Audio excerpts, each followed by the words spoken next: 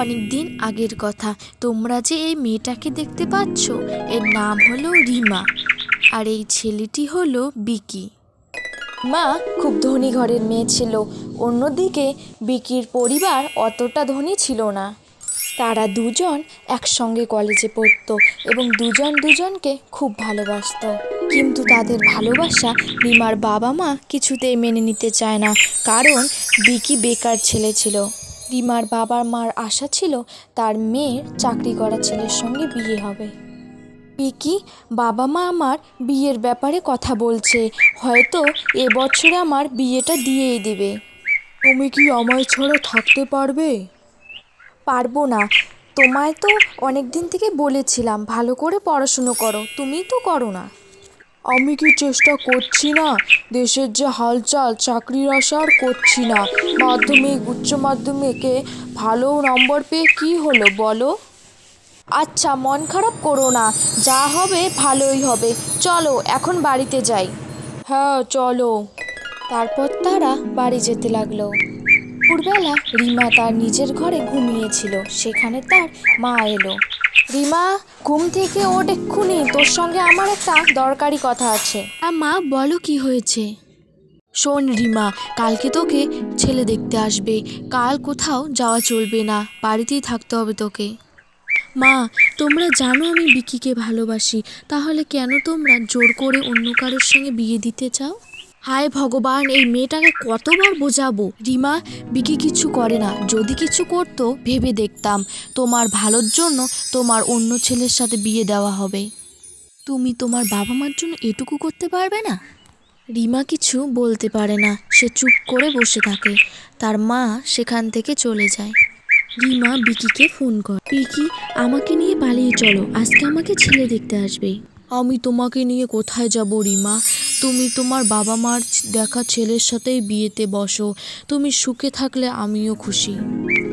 এই কথা বলে বিকি ফোন কেটে দেয়। রিমা দাঁড়িয়ে দাঁড়িয়ে কাঁদতে থাকে। দুপুরবেলা ছেলের বাড়ির লোক রিমাকে দেখতে আসলো। হ্যাঁ, আমার ছেলের কথা কি বলবো দাদা, আমার ছেলের মতো একটা ছেলেও এই দেশে পাবেন না। আমার ছেলে চেন্নাইয়ে চাকরি করে, খুব ভালো ছেলেও। আমাদের গাড়ি বাড়ি তো সবই আছে, আপনার মেয়ের কোনো অসুবিধা হবে না।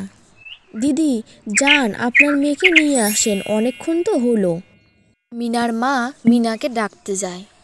রিমা দেখ, আমার সামনে একদম ন্যাকা কান্না করবি না, তাড়াতাড়ি রেডি হয়ে নিচে চল, তোকে দেখার জন্য অপেক্ষা করে আছে। হ্যাঁ যাই। রিমা মার সাথে নিচে চলে আসে। এই যে দিদি, আমার মেয়ে রিমা। আচ্ছা আচ্ছা, মা তোমার নাম কি? আমার নাম রিনা মাসিমা। তুমি কোন ক্লাসে পড়ো আর তোমরা কয় ভাই বোন? আমি কলেজে পড়ি আর আমার ভাই বোন নেই, আমি একাই। দিদি, মেয়েকে ঘরে নিয়ে যান, আমি একটু দাদার সঙ্গে আলোচনা করি।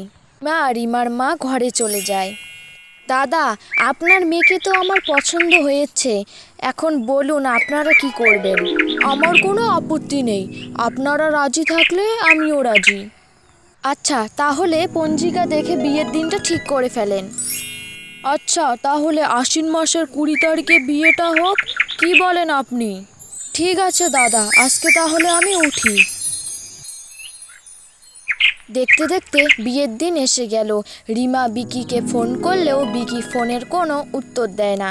রিমা, রিমা, এখন আর কান্নাকাটি করিস না, বিকিকে তুই ভুলে যা আর নিচে চল, সবাই তোর জন্য অপেক্ষা করছে। বান্ধবী রে, তুই তো বিয়ে করে নিচ্ছিস, বিকির কি হবে চিন্তা করেছিস? ওর কি হবে, বিয়ে করার ভয়েতে পালিয়ে গেল। বাদ দে এসব কথা, বিবাহিত জীবন সুখে কাটুক তোমার বান্ধবী। রিমাকে কোলে তুলে তার জামাইবাবু মণ্ডপে নিয়ে আসে। বান্ধবী, তোকে একটা গান গাইতেই হবে, চল চল, ওঠ ওঠ। না না মেঘা, আমি পারবো না, না বললে চলবে না, আজকে তোকে একটা গান গাইতেই হবে। জানি না কোথায় আছো তুমি, কত দূরে, আমার মনের কথা যায় ভেসে সুরে, যদি পারো সামনে এসো, কাছে এসে ভালোবাসো।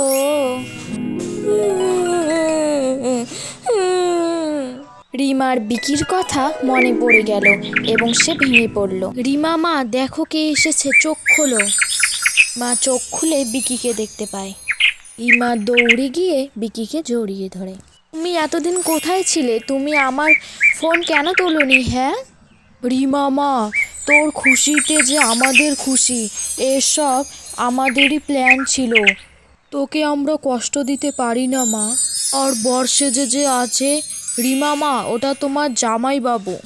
বাবা মা আমাদের আশীর্বাদ করো, রিমা আর আমি যদি সারা জীবন খুব সুখে থাকতে পারি। বাবা আমি আশীর্বাদ করলাম, তোমরা সারা জীবন খুব সুখে থেকো। তারপরে ধুমধাম করে রিমা ও বিকির বিয়ে হয়ে যায়।